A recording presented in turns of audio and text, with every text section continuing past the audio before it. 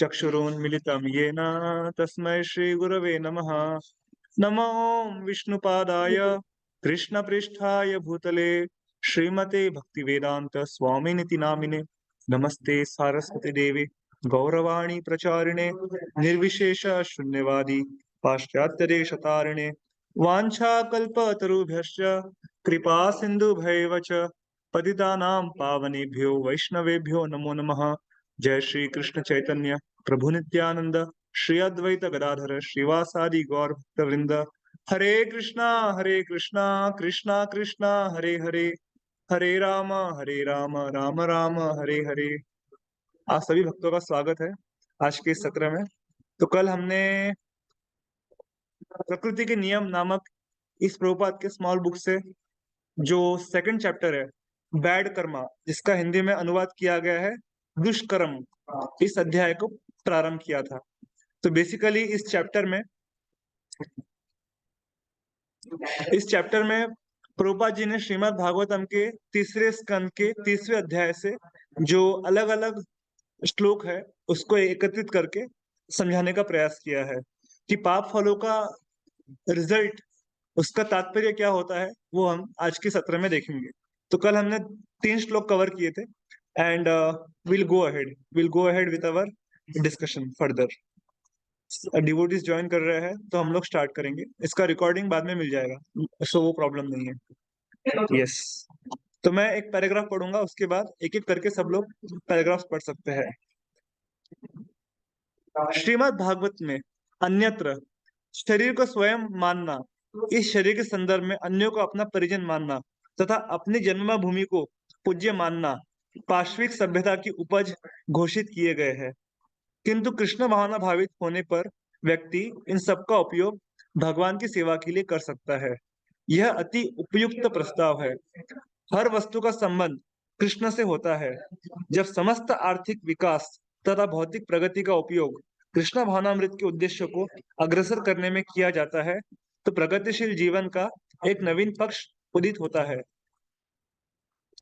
तो प्रभुपाद जी बता रहे हैं कि किस प्रकार से हम हमारे संपर्क में जो कोई व्यक्ति आता है या जो कोई वस्तु है उसे हमें कृष्ण भावनामृत से जोड़ने का प्रयास करना चाहिए और उस उद्देश्य से हमें कार्य करते रहना चाहिए।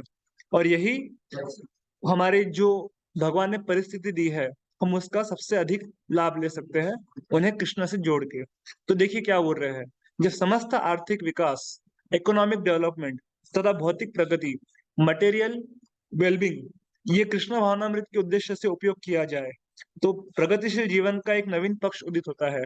तो हम प्रोग्रेसिव लाइफ की ओर बढ़ सकते हैं बड़ी आसानी से। तो इस प्रकार से कहा गया है। ओके, नेक्स्ट अभिषेक प्रभु आप पढ़िए।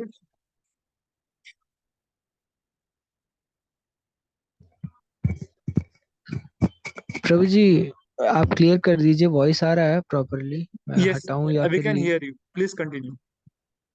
प्रभु, श्लोक 4। जीव जिस योनि में जन्म लेता है उसको उस योनि में एक विशेष प्रकार की तुष्टि प्राप्त होती है और वह उस अवस्था में रहते रहते रहते रहने से कभी विरु विरुचिपूर्ण नहीं होता। तात्पर्य, किसी शरीर विशेष में चाहे वह कितना भी गर्हित क्यों ना हो, जीव को जो संतोष मिलता है वह मोह के उच्चतर स्थिति में रहने वाला मनुष्य विम्न श्रेणी के जीवन स्तर से असंतुष्ट रह सकता है, किंतु बहिरंगा शक्ति अर्थात माया के प्रभाव से निम्न श्रेणी का मनुष्य उसी स्थिति में संतुष्ट रहता है। माया के कार्य की दो अवस्थाएं हैं, पहली प्रक्षेपात्मिका तथा दूसरी आवरणात्मिका कहलाती है। प्रक्षेपात्मिका का अर्थ है नीचे गिराने वाली तथा आवरणात्मिका का अर्थ है ढक देने वाली। भौतिकवादी मनुष्य या पशु किसी भी जीवन अवस्था में संतुष्ट रहेगा क्योंकि उसका ज्ञान माया के प्रभाव से ढका हुआ है।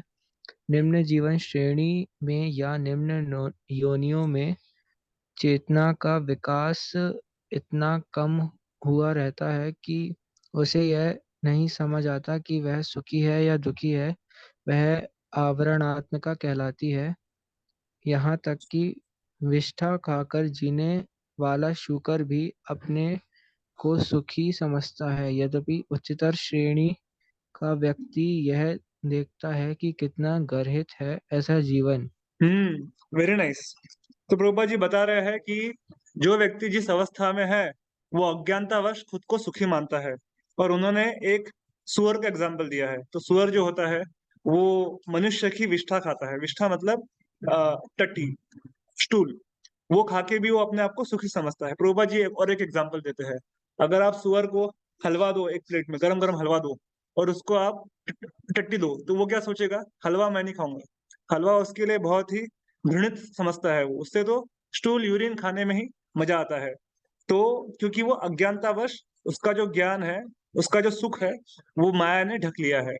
और इसलिए वो बताते हैं कि निम्न योनियों में भी चेतना का विकास नहीं होता है। इसलिए क्या होता है, वो दुख को सुख मानते हैं और उसी को सुख समझ के भोगने का प्रयास करते हैं।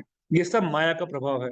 तो देखिए, जो अनुवाद इसमें प्रभुपाद जी क्या बोल रहे हैं कि जीव जिस योनि में जन्म लेता है उस योनि को ही विशेष समझता है, और उस अवस्था में रहते रहते से कभी विरुचिपूर्ण नहीं होता। विरुचिपूर्ण अर्थात उससे वो कभी उबता नहीं है। He doesn't get fed up. Why? Because of ignorance. उसको लगता है यही सब कुछ है, मानव जीवन ही मेरे लिए सब कुछ है। लेकिन उसके आगे गोलोक में जो हमारा जीवन है उसके बारे में वो कभी प्रयास नहीं करता है, विचार नहीं करता है, क्योंकि उसकी चेतना भौतिक स्तर पर है। ये हमें समझने का प्रयास करना चाहिए। चैट में कुछ आया है क्या? Let me check. I am hearing from college. No worries, no worries, will go ahead. सखी श्रवणी माता जी, आप पढ़ेंगे प्लीज।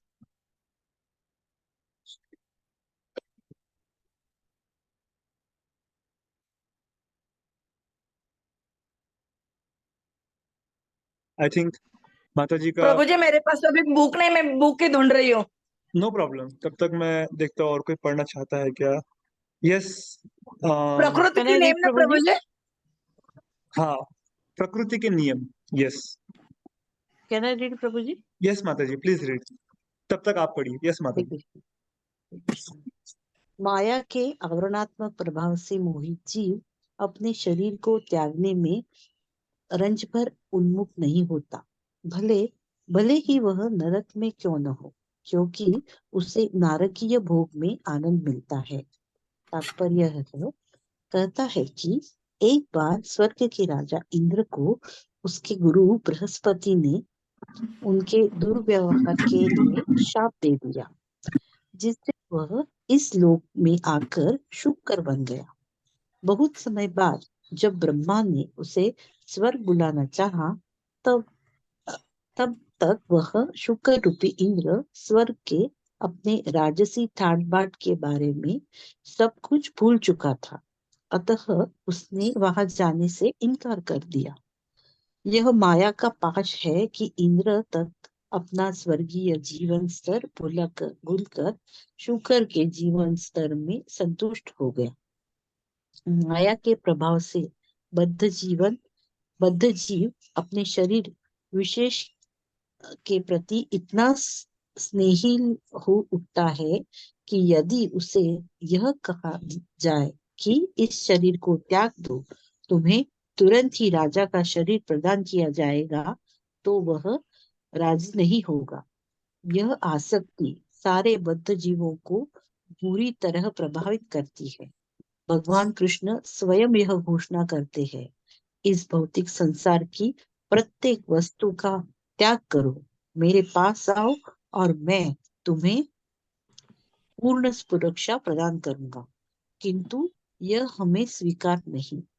हम सोचते हैं हम ठीक से हैं, हम श्री कृष्ण की शरण क्यों ले और भगवत धाम वापिस क्यों जाए। यही मोह या माया है। प्रत्येक प्राणी अपने जीवन स्तर से संतुष्ट रहता है, भले ही वह कितने ही गर्हित क्यों न हो। Very important. तो प्रभुपाद जी देखिए क्या बोल रहे हैं कि इंद्र का एग्जाम्पल देते हैं वो। इंद्र को जब श्राप लगा कि आप शुक्र बन जाइए, तो जब उनका शुक्र की अवधि पूरी हो चुकी थी तो ब्रह्मा जी स्वयं उनको वापस लेने के लिए आते हैं और इंद्र कहता है नहीं, मुझे स्वर्ग में नहीं जाना है, मुझे वहां टट्टी, स्टूल, यूरिन वो सब खाने नहीं मिलेगा, गटर का पानी नहीं मिलेगा, और इतने जो मेरे पिगलेट्स है, पिगलेट्स मतलब सुअर के बच्चे, तो वो सब का क्या होगा अगर मैं स्वर्ग चला जाऊंगा तो मुझे यही रहने दो। और फिर बाद में नारद मुनि इंद्र का उद्धार कर देते हैं। तो वो बताते हैं कि ये माया का बंधन है कि व्यक्ति भले ही स्वर्ग में इंद्र की पदवी पे क्यों ना हो, लेकिन जब वो भौतिक जगत में आता है तो मायावश वो अपने आप को शुकर या मनुष्य मान लेता है और उसी को सर्वे सर्वा समझता है। तो अनुवाद में भी जैसे प्रभुपाद ने कहा, भले वो नरक में क्यों ना गिरा हुआ हो, उसको लगता है कि यही मेरा सर्वोच्च जीवन है, क्योंकि वो माया से मोहित हो चुका है।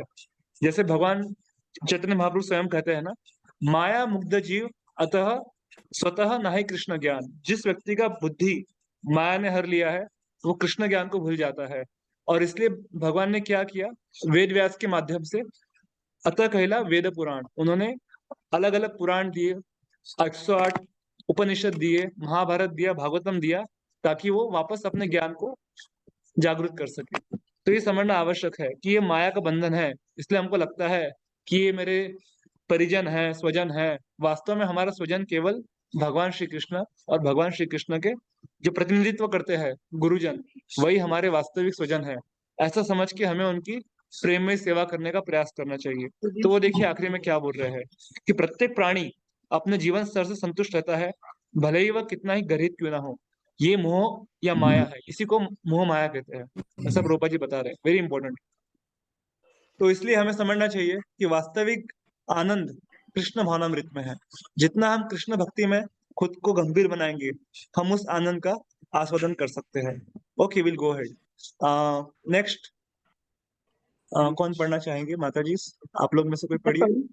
हाँ माता जी कृष्ण पढ़िए। प्रभु जी, यस, हरे कृष्ण प्रभु जी, दंडवत प्रणाम। दंडवत प्रणाम, प्लीज रीड। प्रभुपाद की जय।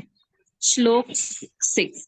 अपने शरीर, पत्नी, घर, संतान, पशु, संपत्ति और मित्रों के प्रति प्रागड़ आकर्षण के कारण अपने जीवन स्तर के प्रति तुष्ट होता है। ऐसे संगति में बद्ध जीव अपने आप को भली भांति पूर्ण मानता है। तात्पर्य: मानव जीवन की यह तथाकथित पूर्ण मन घड़त है। इसलिए कहा जाता है कि कोई भौतिकवादी व्यक्ति इतना ही योग्य क्यों ना हो, यदि वह भगवत भक्त नहीं है तो वह सुयोग नहीं होता, क्योंकि वह ऐसे मानसिक धरातल पर मंडराता रहता है जो उसे क्षणिक भौतिक जीवन की ओर पुनः खींच लाएगा। जो मनुष्य मानसिक धरातल मनोधर्म पर कार्य करता है वह आध्यात्मिक धरातल तक ऊपर नहीं उठ पाता। ऐसा व्यक्ति पुनः निश्चित रूप से भौतिक जीवन में आ गिरता है। फिर भी ऐसे तथाकथित समाज, मित्रता तथा प्रेम के संगति में बद्ध जीव अपने को पूर्णतः संतुष्ट मानता है। यस, वेरी हरे इंपॉर्टेंट। तो जैसे प्रभुपाद जी बताते हैं, ए भालो ए मंद सब मनेर भ्रम, सब कुछ मन का वहम है। मैंने परसों एक कोटेशन शेयर किया था ग्रुप में, आप लोगों ने देखा होगा। भक्ति सानंद महाराज कहते हैं कि जब तक हमारे जीवन में जन्म मृत्यु जरा व्याधि का चक्र चलता रहता है, birth old age disease death, तब तक हम वास्तविक तौर पे सुखी नहीं हो सकते। फिर भी अगर कोई व्यक्ति समझता है कि मैं सुखी हूँ, तो वो क्या है, वो केवल उसके मन का भ्रम है, वो मन का वहम है। वो सुखी नहीं है, वो दुख भुगत रहा है, लेकिन उसको लगता है कि मैं सुखी हूँ। तो वो इसी बात को इधर बता रहे हैं कि जब व्यक्ति भौतिक वस्तुओं का संग करता है, जैसे अपना स्वयं का शरीर, अपने घर घर के संबंधी, और उसके अलावा जो संपत्ति है, उसके जो भौतिक मित्र है, उनके प्रति आकर्षण होने के कारण वो भूल जाता है कि जीवन का लक्ष्य क्या है और मुझे जीवन में क्या करना है और मैं किस लिए भौतिक जगत में आया हूँ, क्योंकि वो पूरी तरह से माया के बंधन में बंध जाता है। तो वो बताते हैं प्रभुपाद जी, देखिए तात्पर्य में, कि जो व्यक्ति इस प्रकार से अपने मन घड़त कार्य करते रहता है, वो आध्यात्मिक धरातल तक ऊपर नहीं उठ पाता, वो कभी भी आध्यात्मिक स्तर तक नहीं पहुंच पाता। इसलिए हमें समझना चाहिए कि वास्तविक कार्य आध्यात्मिक स्तर पे प्रारंभ होता है। ऐसा व्यक्ति पुनः रूप से भौतिक जीवन में आ गिरता है। पुनरपि जन्मम पुनरपि मरणम पुनरपि जननी जठरे शयनम, अर्थात फिर से उसका जन्म होगा, फिर से मृत्यु होगा, फिर से उसको एक माता के गर्भ से जन्म लेके कष्टों को भुगतना पड़ेगा। लेकिन अगर वो कृष्ण भावनामृत को स्वीकार कर लेता है तो वो जन्म मृत्यु के चक्र को तोड़ने में सफल हो जाएगा। चैट में कुछ आया है, let me check. Please share this book Prabhu ji. Yes, I will share. Okay, श्लोक क्रमांक 7। नेक्स्ट कौन पढ़ेंगे? सखी मैं शिरोमणि माता जी, आप पढ़िए। यस प्रभु जी यस। हरे कृष्ण दंडवत प्रणाम। दंडवत प्रणाम। यद्यपि वह चिंता से सदैव जलता रहता है तो भी ऐसा मूर्ख पूरी न हो सकने वाली आशा के फेर में सभी प्रकार के कुकृत्य करता है कि वह अपने तथाकथित परिवार और समाज का पालन कर सकेगा। तात्पर्य, ऐसा कहा गया है कि एक बड़े साम्राज्य को चला पाना आसान है, लेकिन एक छोटे परिवार का पालन पोषण करना आसान नहीं है। विशेषकर आज के समय में जब कलयुग का प्रभाव इतना प्रबल है कि प्रत्येक व्यक्ति माया परिवार के मिथ्या उपहारों को स्वीकार करके कष्ट में रहकर चिंताओं से घिरा रहता है। जिस परिवार का हम पालन पोषण करते हैं वो माया द्वारा निर्मित है। यह कृष्ण लोक के परिवार का विकृत प्रतिबिंब है। कृष्ण लोक में भी परिवार, मित्र, समाज, माता पिता सब है, किंतु वे सनातन है। यहाँ पर हमारे शरीर के बदलने के साथ ही हमारे पारिवारिक संबंध भी बदल जाते हैं। कभी हम मनुष्यों के परिवार में होते हैं तो कभी देवताओं के परिवार में और कभी कुत्ते बिल्लियों के परिवार में। परिवार, समाज तथा मित्रता क्षणिक है, अतः ये असत कहलाते हैं। कहा जाता है कि जब तक हम इस असत क्षणभंगुर अस्थायी समाज तथा परिवार से बंधे रहते हैं तब तक हम चिंताओं से घिरे रहते हैं। भौतिकतावादी यह नहीं जानते कि इस परिवार में, संसार में परिवार, समाज तथा मित्रता छाया मात्र है और इस प्रकार से वे उनमें आसक्त हो जाते। स्वाभाविक है कि उनके हृदय सदा जलते रहते, किंतु समस्त असुविधाओं के होने पर भी वे ऐसे झूठे परिवार बनाए रखने के लिए काम करते, क्योंकि उन्हें कृष्ण के साथ वास्तविक पारिवारिक संगीत का कुछ ज्ञान नहीं होता। यस माता जी, आप एक्सप्लेन कीजिए। आप बताइए, आपको इसमें से क्या शेयर करना है, बताइए माता जी। नहीं प्रभु जी, आप ही बताइए। क्योंकि आपको मुझसे परिवार का ज्यादा एक्सपीरियंसेस है, तो यू कैन शेयर नाइसली। आपका जो भी साक्षात्कार है आप बताइए सब भक्तों को। नहीं सॉरी प्रभु जी, आप ही बताइए। देखिए प्रभुपाद जी क्या इसमें कह रहे हैं कि ये हमारे जितने भी भौतिक परिवार के लोग होते हैं वो सब कृष्ण के परिवार का ही एक विकृत प्रतिबिंब है। इसको इंग्लिश में कहते हैं परवर्टेड रिफ्लेक्शन। जैसे आप लोगों ने अगर राधेश्याम प्रभु जी के लेक्चर सुने होंगे तो वो हमेशा एक नदी का एग्जाम्पल देते हैं कि अगर एक नदी है और आप दूर से एक वृक्ष को देख रहे हो तो नदी में क्या होगा, उस वृक्ष का विकृत प्रतिबिंब यानी कि परवर्टेड रिफ्लेक्शन दिखता है। तो उसका अर्थ क्या है, एक रियल ट्री भी होगा ना, इसलिए तो उसका आपको रिफ्लेक्शन दिख रहा है। तो वो रियल ट्री कहाँ पर है? वो रियल ट्री गोलोक वृंदावन में। 15.123 अगर आप देखोगे उसमें भी भगवान क्या बोलते हैं कि okay let me show that verse. ठीक है, मैं एक बार वो श्लोक दिखा देता हूँ, वेरी इंपॉर्टेंट, क्योंकि भगवत गीता के 15वें अध्याय के 1 से लेकर 3 तक उसमें भगवान उसी बात को एक्सप्लेन करते हैं।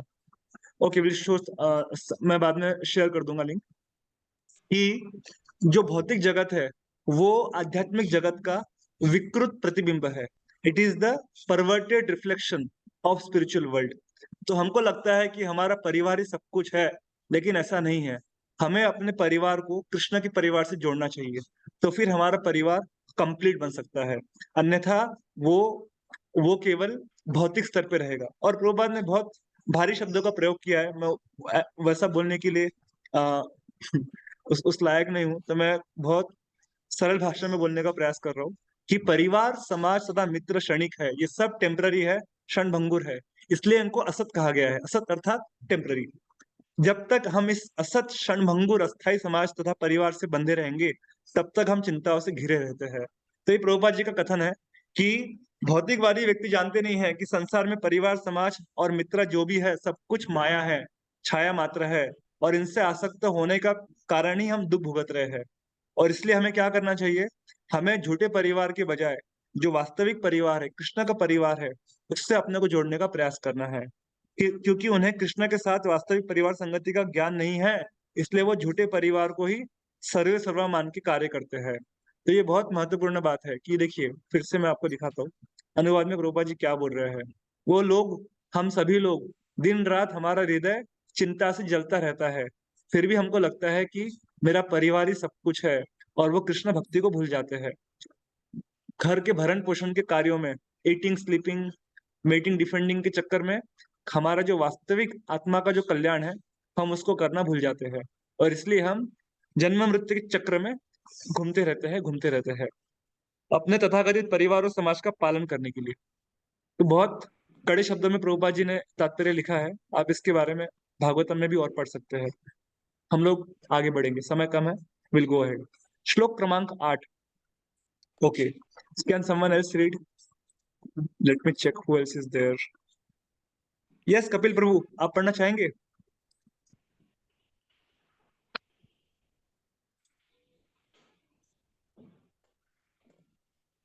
आई think Kapil Prabhu is not Audible.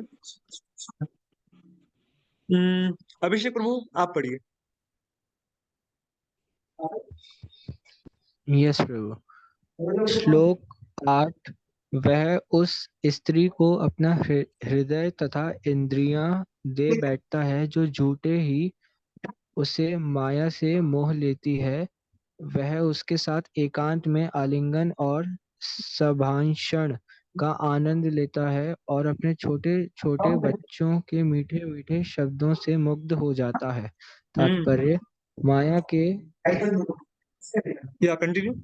माया माया के राज्य के अंतर्गत पारिवारिक जीवन सनातन जीव के लिए बंदी गृह के तुल्य होता है। बंदी गृह में बंदी के हथकड़ी बेड़ी से बंधा रहता है।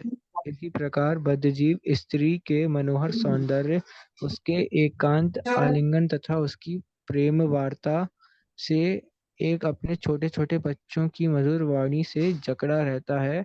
इस तरह वह अपने वास्तविक स्वरूप को भूल जाता है। यस, तो ये इम्पोर्टेंट है कि जैसे एक पुरुष के लिए स्त्री माया बताया गया है क्योंकि वो उसको बंधन में बांध के रखती है, उसी प्रकार से स्त्री के लिए उसके पुरुष, आई मीन उसके पति, उसके बच्चे, ये सब माया के प्रतीक है। They are all representatives of Maya Devi. तो जैसे हम लोग कहते हैं ना कि for a man woman is Maya, एक पुरुष के लिए स्त्री भक्ति करने के लिए एक बाधा बनती है, और उसी प्रकार से एक स्त्री के लिए भी पुरुष, अगर उसका पुरुष के प्रति भौतिक आकर्षण है तो वो उसको भक्ति करने में बाधा बन जाता है। तो उसी बात को बता रहे हैं कि बद्ध जीव स्त्री के सौंदर्य, उसके आलिंगन और उसके प्रेम वार्ता से अपने आप को जकड़े रखता है। इस तरह वह अपने वास्तविक स्वरूप को हमेशा हमेशा के लिए भूल जाता है। जीव का वास्तविक स्वरूप क्या है?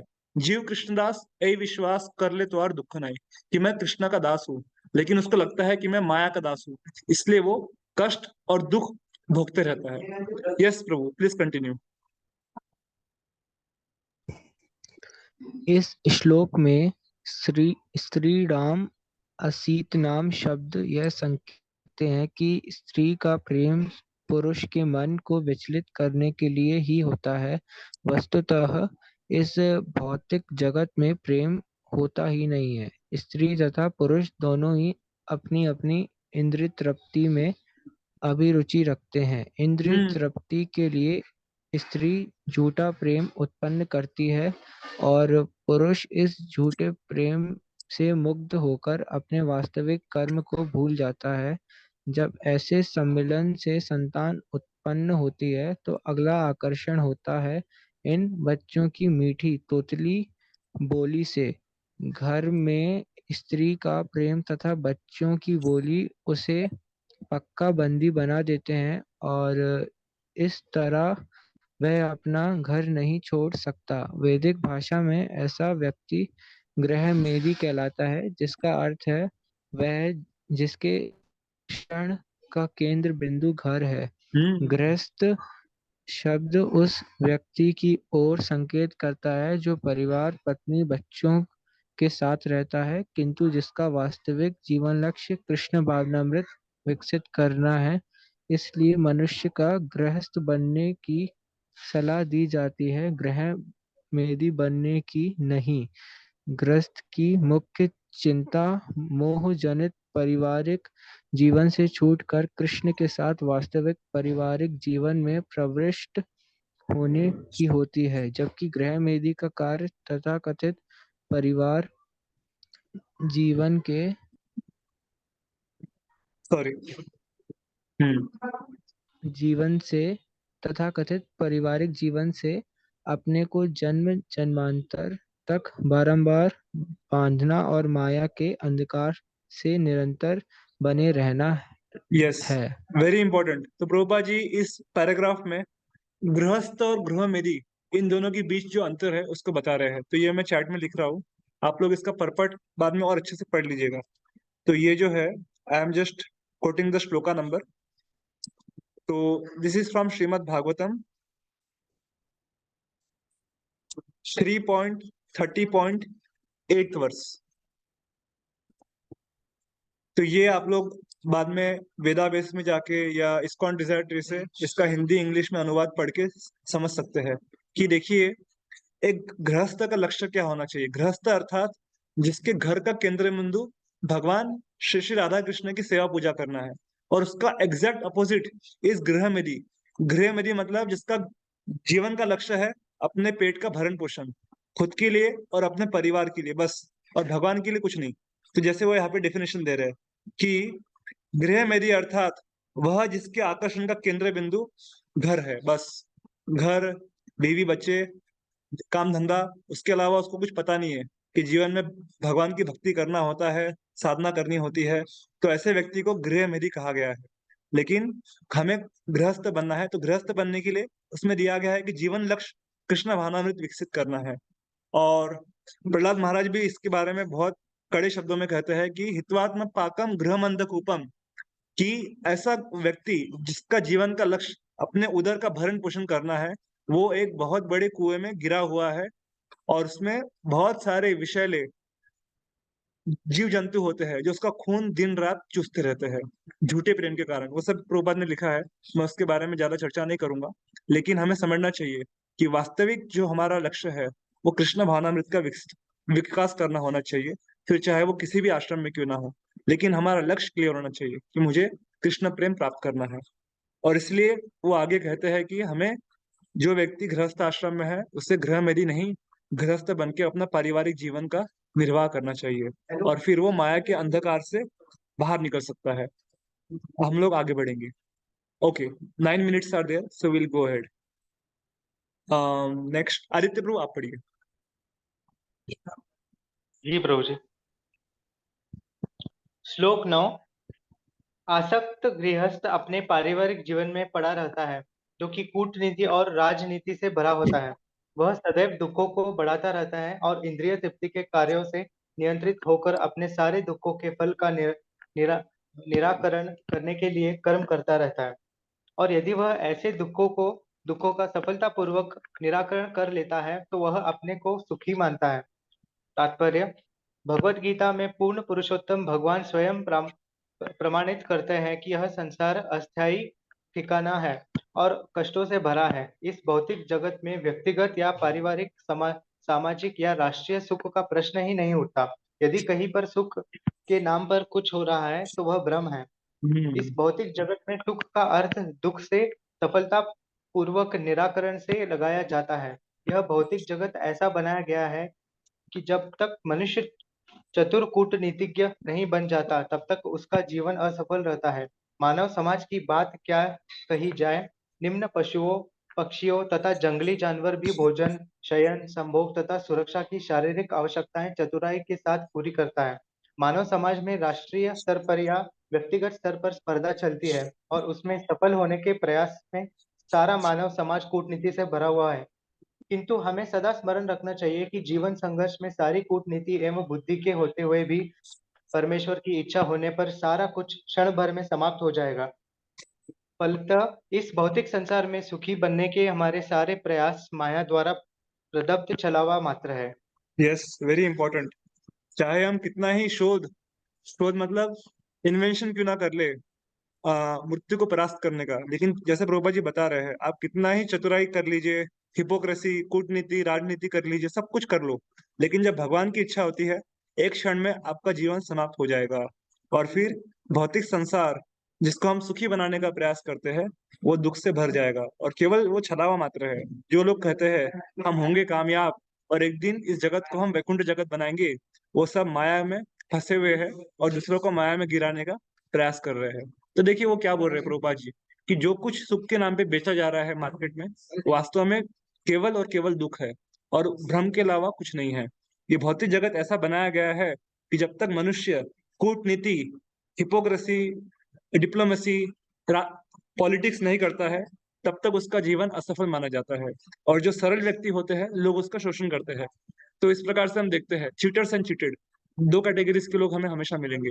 लेकिन हमें समझना चाहिए कि ये जैसे वो यहाँ पे कहते हैं ना शुरू की लाइन में, कि हमारा वास्तविक ठिकाना गोलोक वृंदावन में है, जो कि जहाँ पर किसी भी प्रकार की कष्ट, तकलीफें, समस्याएं और कूटनीति नहीं होती है। तो वहां पर जाने का हमें प्रयास करना चाहिए। अन्यथा ये जगत कैसा है? ये जगत अस्थाई और कष्टों से भरा हुआ है। दुखालयम अशाश्वतम, दुखों का आलय है, साथ ही साथ अशाश्वत, टेम्पररी है। ठीक है, आज के लिए हम लोग आखिरी श्लोक पढ़ेंगे, श्लोक number 10। Okay, someone else can read. कोई कौन पढ़ना चाहेगा?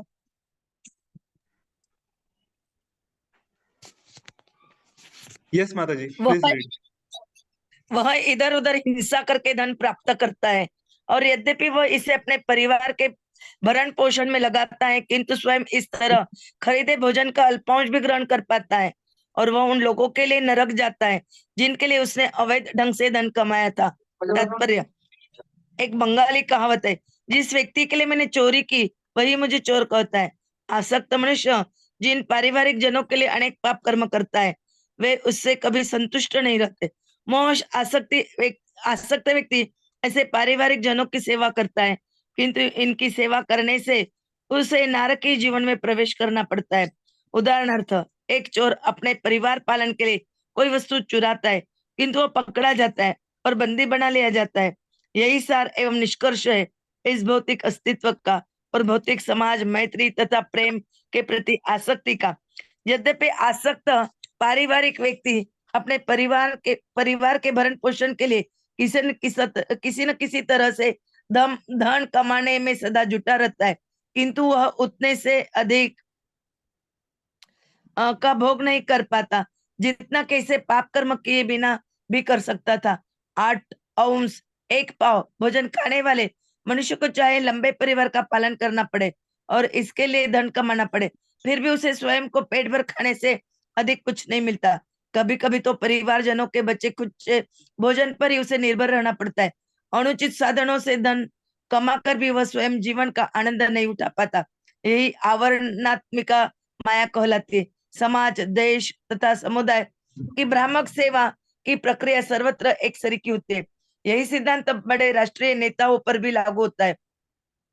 ऐसा राष्ट्रीय नेता जिसने बड़ी बड़ी देश सेवाएं की होती है, कभी कभी अपने ही देशवासियों द्वारा मार दिया जाता है, क्योंकि उसकी सेवाएं अनियमित होती है। दूसरे शब्दों में, कोई भी व्यक्ति अपने आश्रितों को इस भ्रामक सेवा से संतुष्ट नहीं कर सकता, यद्यपि या वह सेवा से अपने को अलग नहीं कर सकता, क्योंकि उसकी वैधानिक स्थिति ही सेवक की होने की है। जीव स्वाभाविक तौर पर परमेश्वर का अंश है, किंतु वह भूल जाता है कि उसे परमेश्वर की सेवा करने, और वह अपना ध्यान दूसरों की सेवा की ओर मोड़ देता है। वह माया कहलाती है। दूसरों की सेवा करते हुए वह झूठे ही अपने को स्वामी मान बैठता है। परिवार का मुखिया अपने को परिवार का स्वामी या राष्ट्र का नेता अपने को राष्ट्र का स्वामी मानता है, यद्यपि वास्तव में वह सेवा कर रहा होता है, और माया की सेवा करने के कारण वह धीरे धीरे नरक को जा रहा होता है। अतः समझदार मनुष्य को कृष्ण भवन अमृत तक पहुंचकर भगवान की सेवा में लग जाना चाहिए, और अपना सारा जीवन, सारा धन, सारी बुद्धि तथा सारी वाक शक्ति उसी में लगा देनी चाहिए। Hare yes, Krishna. Very nice. तो देखिए प्रभुपाद जी कितना अच्छा पर्पट में बता रहे हैं कि भगवान की जो आवरणात्मिका माया मतलब बहिरंग शक्ति है, वो क्या करती है? वो हमें निरंतर कन्विंस कन्विंस को हिंदी में क्या बोलेंगे, हमें वो मनाने का प्रयास करती है कि यही तुम्हारा वास्तविक जीवन है। अपने परिवार का भरण पोषण और चोरी चकारी, डाकू, झूठ बोल के आप धन कमाइए और पाप कर्म कीजिए, इसी से आप सुखी होंगे। लेकिन ऐसा नहीं होता है। और प्रभुपा जी एग्जाम्पल दे रहे हैं कि आपके नसीब में, आपके कर्म में जितना धन, जितना भोजन और जितना सुख लिखा है, वो तो वैसे भी आने ही वाला है। उसके लिए हमें पाप कार्य करने की कोई आवश्यकता नहीं है। फिर भी जो व्यक्ति पाप कार्य करता है उसको उतना ही भोजन या धन या सुख मिलता है जितना उसके नसीब में भगवान ने पहले ही लिख कर रखा है। फिर भी वो पाप कार्य करता है और जो कर्म बंधन प्रकृति के नियम में जकड़ते चला जाता है। और वो बता रहे हैं कि जिस व्यक्ति के लिए मैंने चोरी की वही लोग मुझे चोर कहते हैं। आप लोगों ने मृगारी की कहानी सुनी होगी कि जब मृगारी बहुत बड़े डाकू थे और जब नारद मुनि उनसे मिले तो वो उनसे कहते हैं कि तुम ये किसके लिए कर रहे हो। बहुत लंबी कहानी है और वो कहता है कि ये मैं अपने परिवार के लिए कर रहा हूँ। तो वो नारद मुनि उनसे कहते हैं कि जाके आप पूछो कि इसका पाप कर्म कौन कौन भोगेगा आपके साथ। तो वो जाता है अपनी पत्नी से पूछता है, पत्नी कहती है मैं क्यों भोगूं, ये तो तुमने अपने खुद परिवार के लिए किया है, तुम खुद भोगोगे। बच्चों के पास जाता है, बच्चे बोलते हैं हम क्यों भोगे, आपने हमें पैदा किया है, आपका कर्तव्य है, आप पाप करके पैसा कमाओ या कैसे भी कमाओ, पाप तो आपको ही भुगतना पड़ेगा, हम आपके पाप के भागीदार नहीं बनेंगे। तो जब वो सुनता है कोई भी व्यक्ति मुझे सहायता करने के लिए तैयार नहीं है तो अपना घर संसार को त्याग के नारद मुनि के साथ वन में जाके भक्ति करना प्रारंभ करते हैं और आगे जाके वो रत्नाकर और फिर वाल्मीकि जैसे महान ऋषि बनते हैं। तो हमें समझना चाहिए कि वास्तविक अगर हम अपने परिवारजनों को प्रसन्न करना चाहते हैं सबसे सरल उपाय क्या है, भक्ति कीजिए। भक्ति करने से जैसे मैंने कल भी बताया, जब आप पेड़ों के जड़ों में पानी डालते हो तो पूरे पेड़ को पोषण मिलता है। उसी प्रकार से जब हम भक्ति